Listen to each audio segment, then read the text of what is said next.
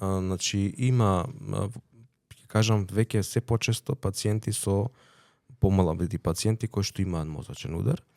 Најмладиот пациент кој што јас сум го имал лично беше пациент на 35 годишна возраст. Така. Кој што имаше некои ризик фактори за генетски пациентот наследно нешто? Имаше фамилиарна анамнеза, Така. нели, за кардиоваскуларни заболувања. Меѓутоа кај него етиологијата на самиот мозочен удар беше непрепознаена атриална фибрилација. Така што без терапија.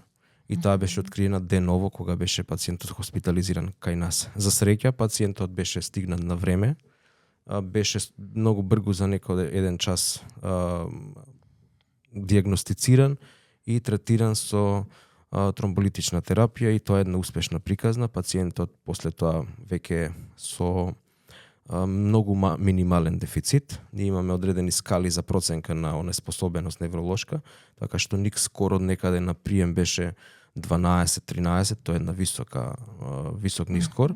Веќе кога го испишавме таквиот пациент после 2 недели од хоспитализација беше некаде 4. Така што еве една успешна приказна на пациент кој што е донесен во рана фаза, а во рана фаза е диагностициран и во тој тераписки прозорец од 3,5 до 4,5 часа за давање на ваква специфична терапија даде соодветен и фантастичен одговор. Кај него понатаму следуваше и физикален третман и на еве овие следни контроли